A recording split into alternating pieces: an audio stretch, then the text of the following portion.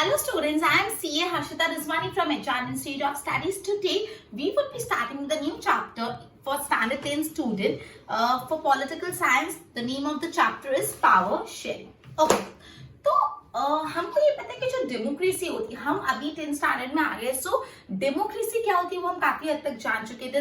For the people, by the people, of the people, we choose our representative. ये सारी बातें हमने आगे के स्टैंडर्ड्स में बहुत कर ली, मतलब पीछे के स्टैंडर्ड्स में बहुत कर ली. अब आपको ये बात पता है कि डेमोक्रेसी में हमेशा पावर शेयरिंग होता है. पावर शेयरिंग एज एन कोई एक ऑर्गन ऑफ गवर्नमेंट पूरे कंट्री को मैनेज नहीं करता. This is not only one organ of government. जैसे हमको पता है लेजिस्लेटिव, एग्जीक्यूटिव, जुडिशरी, तीन मेजर ऑर्गन्स है गवर्नमेंट के. ठीक है, legislative makes law, executive implement the law and judiciary जो भी लॉ को फॉलो नहीं करता उसको पनिशमेंट देता है, जिसमें हमारे कोर्ट्स आ जाते हैं. ठीक है, तो अगर ऐसा होता कि भाई जो लॉ बना रहा है वही पनिशमेंट दे रहा है तो थोड़ा बायस एटीट्यूड आ जाता है. इस वजह से कभी भी गवर्नमेंट का एक ऑर्गन नहीं होता, गवर्नमेंट के एक से ज्यादा ऑर्गन होते हैं और ये अलग अलग ऑर्गन में पावर्स शेयर होते हैं. तो इसको बोलते हैं पावर शेयरिंग का कंसेप्ट. क्लियर? तो ये जो आपका ओवरव्यू है चैप्टर का, ये मैंने आपको बताया कि हम पावर शेयरिंग का कंसेप्ट पढ़ेंगे. तो ये पावर शेयरिंग का कंसेप्ट आपको दो बहुत ही अच्छे एग्जाम्पल्स के थ्रू बताया है. एक बेल्जियम और श्रीलंका. बेल्जियम और श्रीलंका के बारे में हम काफी इंटरेस्टिंग डिटेल्स अभी जानेंगे और उधर क्या क्या प्रॉब्लम्स आई और प्रॉब्लम्स का कैसे सोल्यूशन निकाला, किसने ज्यादा अच्छा सोल्यूशन निकाला, वो सारी बातें अपन डिस्कस करेंगे. क्लियर? तो सबसे पहले अपन स्टार्ट करते हैं बेल्जियम से. बेल्जियम यूरोप का एक छोटा सा टाउन है, एक छोटी सी कंट्री. सॉरी, बेल्जियम यूरोप की कंट्री. क्लियर? बेल्जियम का जो एरिया है ना, अपने इंडिया में जो हरियाणा है ना उससे भी छोटा है. सोचो, वो पूरी कंट्री है लेकिन हमारे यहाँ के हरियाणा से भी छोटा है. सो बेसिकली बेल्जियम यूरोप की कंट्री है जिसका एरिया बहुत छोटा है. इनफैक्ट इंडिया में जो हरियाणा है वहां से भी छोटा है. ठीक है, अब जो बेल्जियम उसके बॉर्डरिंग कंट्रीज कौन कौन सी है? France, Netherland, Germany and Luxembourg. ठीक है, तो ये उसके नेबर्स है. तो अगर आपको ये जो फर्स्ट पैराग्राफ है ना, बेल्जियम का एरिया, उसके नेबर्स, मतलब पहले बेल्जियम है क्या वो तो बताएं, फिर उसके बाद में बताएंगे. सो उसके नेबर्स कौन है? France, Netherland, Germany and Luxembourg. Okay, Belgium की पॉपुलेशन 1 करोड़ से भी कम है. बेल्जियम की population is less than 1 crore, about half the population of Haryana. Haryana की जितनी पॉपुलेशन है उसकी आधी पॉपुलेशन पूरे बेल्जियम में भी नहीं है, मतलब 1 करोड़ से भी कम पॉपुलेशन है. तो अब यहाँ का जो एथनिक कंपोजिशन है बहुत कॉम्प्लिकेटेड है. एथनिक कंपोजिशन मतलब क्या होता है? जो अलग अलग सोशल ग्रुप्स रहते हैं, जो अलग अलग लैंग्वेज स्पीकिंग ग्रुप रहते हैं, हम बोल सकते हैं अलग अलग सोशल मिक्सचर. बहुत कॉम्प्लिकेटेड है. कॉम्प्लिकेटेड है मतलब क्या? टोटल पॉपुलेशन में से 59% पॉपुलेशन ऐसी है जो फ्लेमिश रीजन में रहती है और वो डच बोलती है. मतलब out of 100% population around 59% population Fleming region में रहती है and that population speak Dutch. उसके बाद अराउंड 40% पॉपुलेशन ऐसी है जो बोलोनिया रीजन में रहती है और वो क्या बोलती है? फ्रेंच. मतलब बेसिकली यहाँ पे Belgium as a country whole, Belgium का जो ethnic composition it is quite complicated. पूरे बेल्जियम में अराउंड 59% पॉपुलेशन स्पीक्स डच. ठीक है, 59% of the population speak Dutch and 40% population, जो 40% पॉपुलेशन है वो फ्रेंच बोलते हैं. ओके, 40% ऑफ द पॉपुलेशन वहां पे फ्रेंच बोलते हैं और बाकी का जो 1% पॉपुलेशन बना, 1% वो जर्मन स्पीकिंग है. मतलब बेल्जियम में मेजॉरिटी कौन सी लैंग्वेज स्पीकिंग ग्रुप है? Dutch. Dutch speaking people are in majority Belgium में, राइट? ओके, अब जो बेल्जियम का कैपिटल है ब्रुसेल, बेल्जियम का कैपिटल जो है ब्रुसेल, वहां का स्टेटस देखो क्या है. बेल्जियम का कैपिटल ब्रुसेल, यहाँ पे 80% लोग फ्रेंच बोलते हैं. अब देखो यहाँ के कैपिटल में फ्रेंच बोलने वाले लोग मेजॉरिटी में 80% और बाकी के जो डच स्पीकिंग पीपल है वो है 20%. मतलब ओवरऑल बेल्जियम में डच स्पीकिंग पीपल ज्यादा है, अराउंड 59%, और फ्रेंच स्पीकिंग पीपल कम है. लेकिन पर्टिकुलर जो बेल्जियम का कैपिटल है दैट इज ब्रुसेल, वहां पे 80% लोग ऐसे जो फ्रेंच बोलते हैं एंड 20% ऐसे जो डच बोलते हैं. इतना क्लियर हुआ ये पूरा इसका एथनिक कंपोजिशन. ये आपको पता चल रहा है कि कंट्री में पूरी कंट्री में देखी जाए तो डच स्पीकिंग मेजॉरिटी में, और कैपिटल में देखी जाए तो फ्रेंच स्पीकिंग मेजॉरिटी में, ठीक है। The minority French speaking community was relatively rich and powerful. मतलब ये जो बेल्जियम में फ्रेंच स्पीकिंग कम्युनिटी थी 40% जो माइनॉरिटी में थी, ये community comparatively Dutch speaking people से ज्यादा पावरफुल और ज्यादा रिच थी। मतलब जो माइनॉरिटी है फ्रेंच स्पीकिंग पीपल का वो रिच थी एंड वेल एजुकेटेड और ज्यादा पावरफुल थी। This was resented by the Dutch speaking people, और डच स्पीकिंग पीपल को ऑब्वियसली ये बात अच्छी नहीं लगती थी क्योंकि उनको इकोनॉमिक डेवलपमेंट और एजुकेशन का फायदा काफी लेट मिला। मतलब फ्रेंच को more develop, more educated compare to Dutch speaking people. इससे डच स्पीकिंग पीपल और फ्रेंच स्पीकिंग पीपल में थोड़ा बहुत टेंशन का माहौल क्रिएट हो गया अराउंड 1950 से 1960 में। The tension between the two community was more accurate in Brussels. ये जो डच स्पीकिंग और फ्रेंच स्पीकिंग कम्युनिटी में जो ज्यादा टेंशन का माहौल था ना, वो ब्रिसेल में ज्यादा था, मतलब वहां की कैपिटल में ज्यादा था। ब्रिसेल प्रेजेंटेड अ स्पेशल प्रॉब्लम। ब्रिसेल में एक अलग ही प्रॉब्लम थी। क्या प्रॉब्लम थी? The Dutch speaking community constituted majority in country but minority in capital। मतलब पूरे कंट्री में Dutch speaking people was majority, लेकिन उसके कैपिटल में Dutch speaking people was in minority. तो ब्रुसेल का तो एक अलग ही समस्या निकली कि जो लैंग्वेज बोलने वाली कम्युनिटी पूरे कंट्री में ज्यादा है, लेकिन वो लैंग्वेज बोलने वाली कम्युनिटी उस कंट्री की कैपिटल में कम है। डच स्पीकिंग पीपल मेजॉरिटी थे in Belgium, overall Belgium, but in Brussels वो माइनॉरिटी में आ जाते थे। अब ये अपने बेल्जियम के बारे में पढ़ा, श्रीलंका के बारे में भी पढ़ते हैं। पहले बेल्जियम का रिवाइज कर दें। आपने पढ़ा बेल्जियम कौन से कहाँ पे यूरोप में? बेल्जियम यूरोप में एक कंट्री है, राइट। बेल्जियम का जो एरिया है ना वो बहुत ज्यादा नहीं है, जैसे इंडिया में हरियाणा से भी छोटा है, और वहाँ की पॉपुलेशन भी 1 करोड़ से भी कम पॉपुलेशन है, ठीक है। अब यहाँ का जो एथनिक कंपोजिशन है वो क्वाइट कॉम्प्लिकेटेड है। कैसा? मैंने आपको पता है पूरे बेल्जियम में 59% डच स्पीकिंग पीपल है, 40% फ्रेंच स्पीकिंग पीपल और 1% जर्मन बोलने वाले लोग भी है। और जो बेल्जियम का कैपिटल है ब्रुसेल, वहां पे फ्रेंच स्पीकिंग पीपल 80% तो डच स्पीकिंग पीपल सिर्फ और सिर्फ 20%। मतलब जो डच पूरे कंट्री में मेजोरिटी में है वो डच उसके कैपिटल में माइनॉरिटी में, ठीक है। अब ये जो फ्रेंच स्पीकिंग पीपल है जो माइनॉरिटी में है वो ज्यादा डेवलप और ज्यादा रिच है, तो ऑब्वियसली डच कोई चीज अच्छी नहीं लगती बिकॉज उनसे पहले वो ज्यादा डेवलप्ड और एजुकेटेड बन गए। इस वजह से डच स्पीकिंग पीपल और फ्रेंच स्पीकिंग पीपल में थोड़ा टेंशन का माहौल क्रिएट हुआ 1950 से 1960 में। और ये प्रॉब्लम ब्रुसेल में ज्यादा थी बिकॉज ब्रुसेल का एक स्पेशल केस था। The Dutch speaking was majority in the country but minority in its own capital. क्या किया? अपना बेल्जियम के बारे में पढ़ा। अब हमें पढ़ ले ये बेल्जियम में ऐसा था। श्रीलंका के बारे में पढ़ते हैं। श्रीलंका एक island country, we all know, just a few kilometers of the southern coast of Tamil Nadu. मतलब तमिलनाडु जो है अपने इंडिया का, उसके साउदर्न कोस्ट से थोड़ा ही दूर श्रीलंका आता है। तमिलनाडु से इंडिया का जो साउथ में तमिलनाडु है उसकी थोड़ी सदर्न कोस्ट से में आ जाता है अपना श्रीलंका, ठीक है। Just a minute.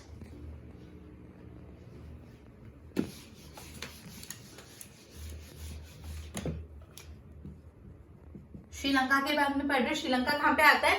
तमिलनाडु की थोड़े साउथ कोस्ट में, ठीक है। Okay, it has 2 crore people about the same as Haryana. यहाँ का अराउंड पॉपुलेशन 2 करोड़ है, ठीक है, जो हरियाणा जो है इंडिया में उसके जितना ही है। Like other nation in the south Asia, Sri Lanka has a diverse population. पूरे साउथ एशिया में जितनी भी कंट्रीज है उनकी पॉपुलेशन में बहुत मिक्सचर है।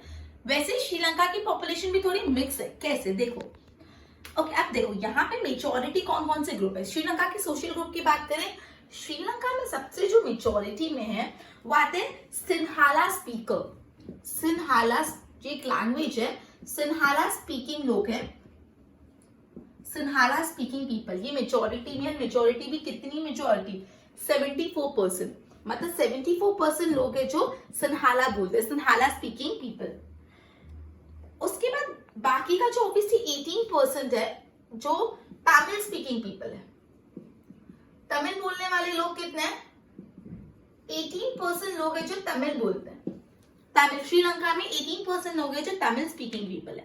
अब यहाँ पे तमिल बोलने वाले में भी 2 टाइप के बाइफर्केशन है। तमिल बोलने वाले में भी 2 टाइप के बाइफर्केशन है। Tamil native of the country, मतलब वैसे तमिल जो प्रॉपर श्रीलंका के नेटिव्स है तो उनको बोला जाता है श्रीलंकन तमिल्स। ये जो प्रॉपर नेटिव जो श्रीलंका के नेटिव्स है उनको बोला जाता है श्रीलंकन तमिल्स। क्लियर? जो 13% है। एंड द रेस्ट हुज फोरफादर, और बाकी के कौन है? बाकी क्या आ जाते हैं? इंडियन तमिल। बाकी कौन से हो जाते हैं? इंडियन तमिल। मतलब ये तमिल्स जो है ना, ये श्रीलंका के नेटिव के नहीं है, इनके जो पूर्वज है, एकदम फोरफादर है, they come from India as plantation worker during colonial period. मतलब ये इंडियन तमिल के जो फोरफादर्स है ना, वो इंडिया से आए हुए थे जब कॉलोनियल रूल था, मतलब जब ब्रिटिशर्स हमको रूल कर रहे थे, तब as a plantation worker India से तमिल में आए थे और यहाँ पे सेटल हो गए। ठीक है, ओके, तो इसको हम लोग बोलते हैं Indian Tamil. Tamils are concentrated in north and east of the country. Most of the Sinhala speaking people are Buddhist. ये जो सिन्हाला बोलने वाले लोग मोस्टली कौन से हैं? वो है रिलीजन के बुद्धिस्ट।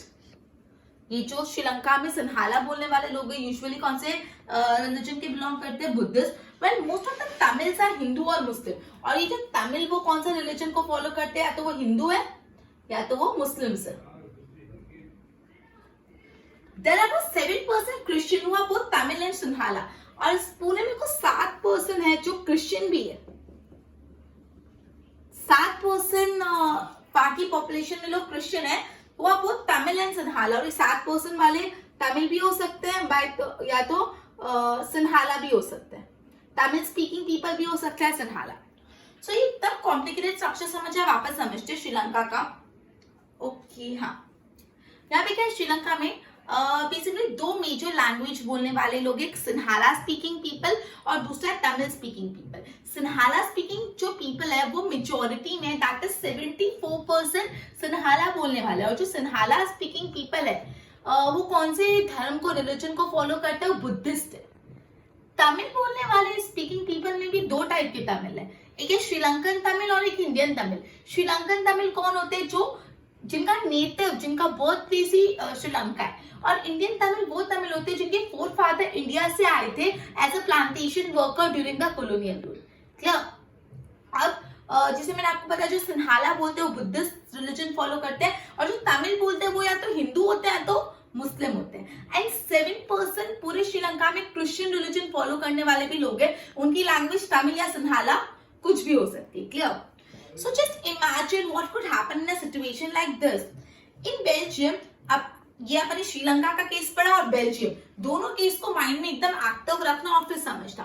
देखो, in Belgium Dutch community could take advantage of numeric majority and force its will on the French and German speaking people. Belgium में डच बोलने वाले ज्यादा है, तो बेल्जियम में डच स्पीकिंग पीपल है, जो मतलब मेजोरिटी लैंग्वेज स्पीकिंग पीपल है, वो उस चीज का फायदा उठा सकते हैं, और जो बाकी के लोग हैं फ्रेंच और जर्मन बोलने वालों को आप कंट्रोल कर सकते हैं। हम जो बोलेंगे वही होगा क्योंकि हमारी लैंग्वेज वाले लोग यहाँ पे ज्यादा है। ऐसा होता है ना, कोई पर्टिकुलर लैंग्वेज बोलने वाले लोग ज्यादा होते हैं तो उनका एक अलग रुतबा और वर्ड हो जाता है। एक आप अपनी सोसाइटी में देख लो, कोई पर्टिकुलर लैंग्वेज स्पीकिंग वाले पीपल आते तो they would have a upper hand. ठीक है, okay, this would push the conflict, और इससे लड़ाई होगी। This could lead to a very messy partition of the country, both the side would claim control over Brussels। अब ऐसा situation होगा तो क्या होगा? दोनों लड़ेंगे, डच बोलने वाले, फ्रेंच बोलने वाले, और दोनों को क्या चाहिए होगा? ब्रुसेल, वहां का कैपिटल चाहिए होगा। श्रीलंका में Sinhala community enjoyed a even bigger majority. Sri Lanka में तो सिन्हाला बोलने वाले लोग बहुत ही ज्यादा मेजॉरिटी में, और वो अपनी विश पूरे कंट्री पे इम्पोज कर सकते हैं।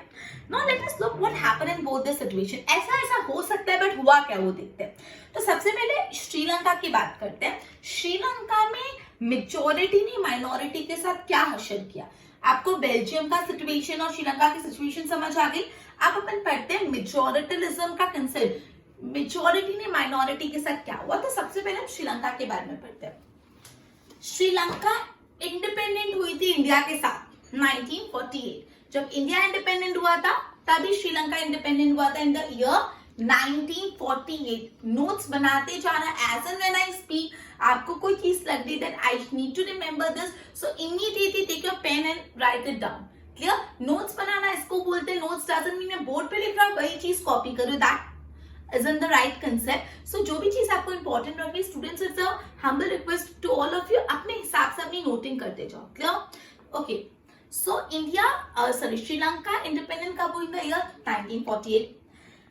द लीडर्स ऑफ द, अब जैसे इंडिपेंडेंट हुई तो अब डेमोक्रेसी आके गवर्नमेंट बनेगी, तो कौन बोलेगा? ऑब्वियसली सिन्हाला बोलने वाले लोग बोले गवर्नमेंट तो हमारी ही बनेगी, हम 74% है बॉस, गवर्नमेंट तो हमारी बनेगी ना. तो वही चीज हुई. The leaders of Sinhala community sought to secure dominance over government by virtue of majority. Sinhala speaking community ने बोला गवर्नमेंट में हमारा डोमिनेंस रहेगा क्योंकि हमारी लैंग्वेज बोलने वाले लोग ज्यादा है. As a result, the democratic elected government adopted a series of majoritarian measures to establish Sinhala supremacy. Ultimately, Sinhala की गवर्नमेंट बनी और गवर्नमेंट बनने के बाद उन्होंने बहुत सारे मेजोरिटेरियन मेजर्स अडॉप्ट किए. मेजोरिटेरियन मेजर्स मतलब क्या होता है?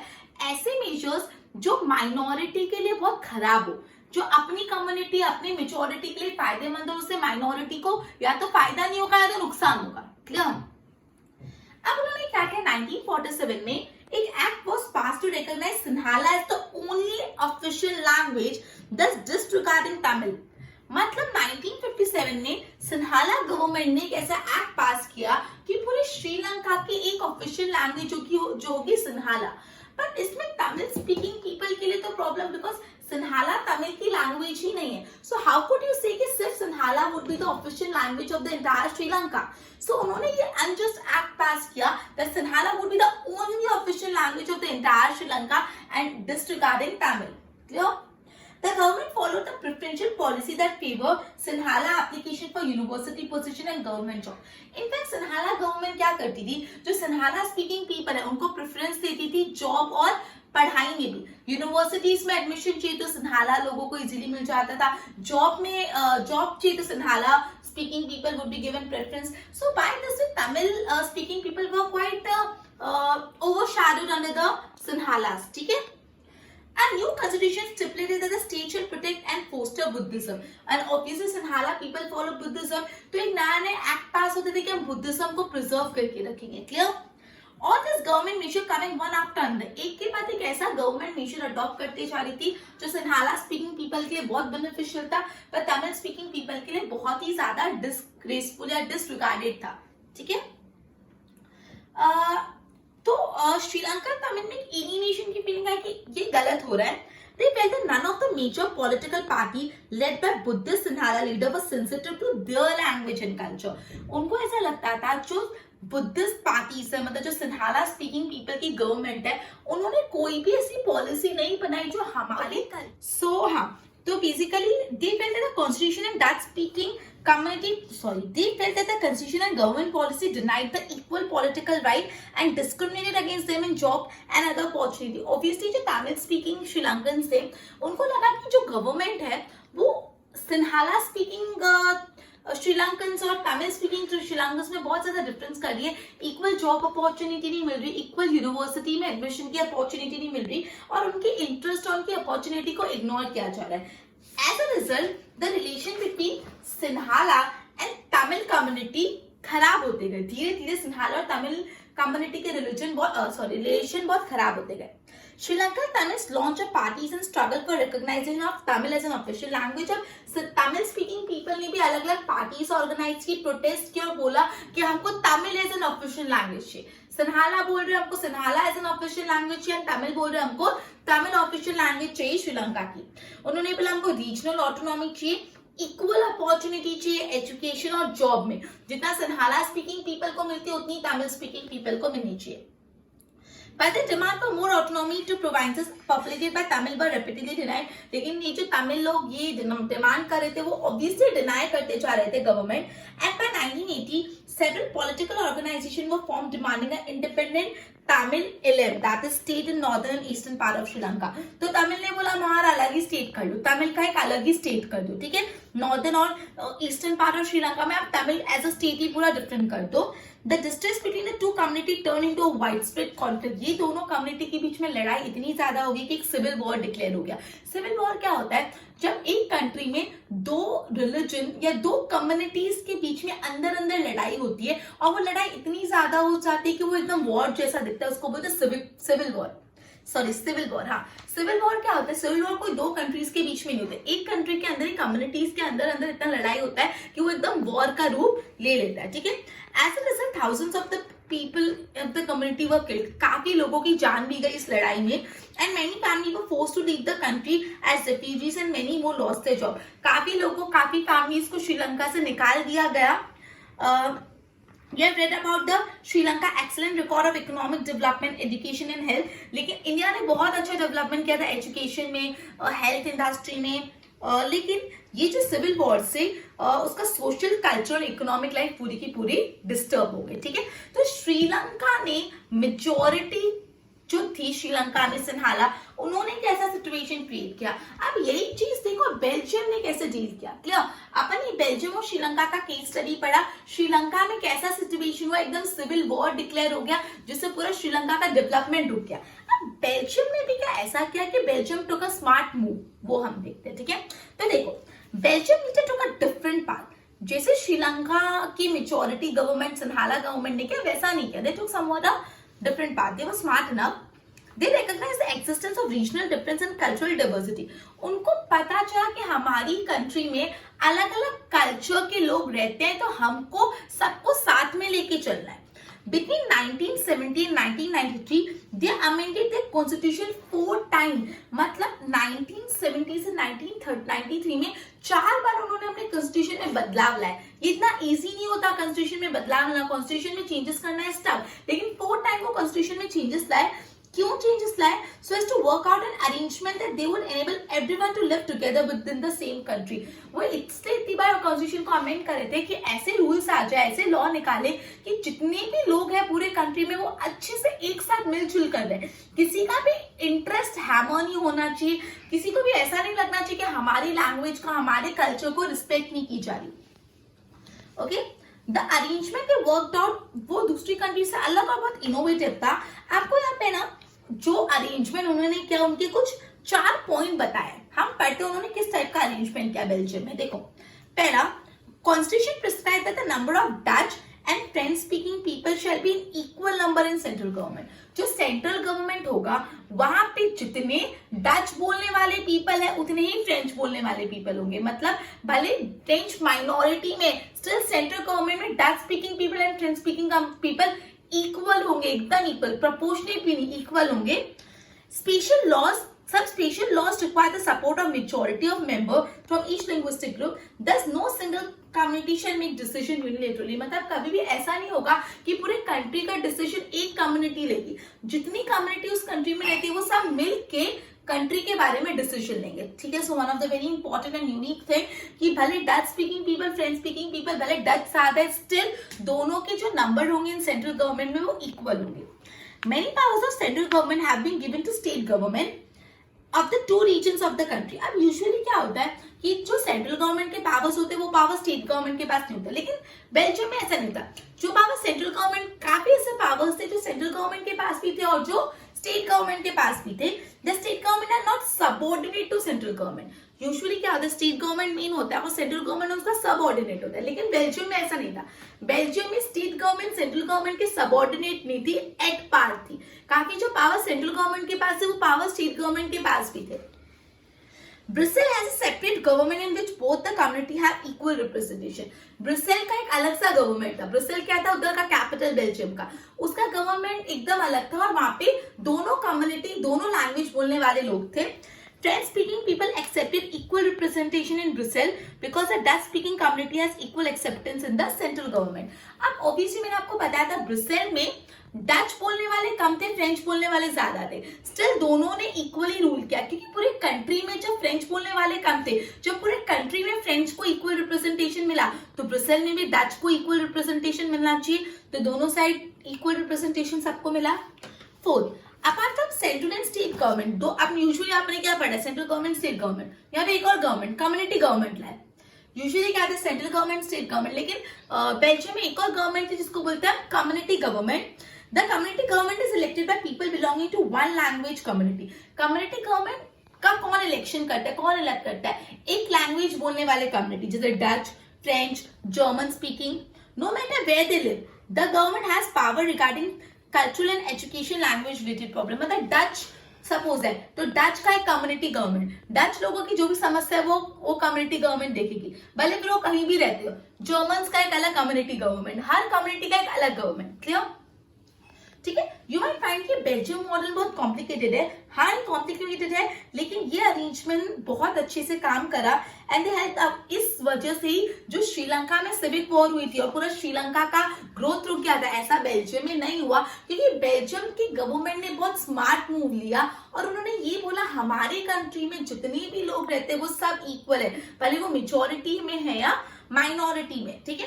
When many countries of Europe came together to form European Union, Brussels was chosen as a headquarter. मतलब यूरोप की कंट्रीज ने जब एक यूनियन बनाया तो यूरोप की सारी कंट्रीज का हेडक्वार्टर कौन था? ब्रुसेल। ब्रुसेल क्या है? बेल्जियम का कैपिटल। इतना अच्छा उनका मैनेजमेंट था। तो what do we learn from this two story? हमें दो कहानी से क्या सीखे? बेल्जियम और श्रीलंका की कहानी से।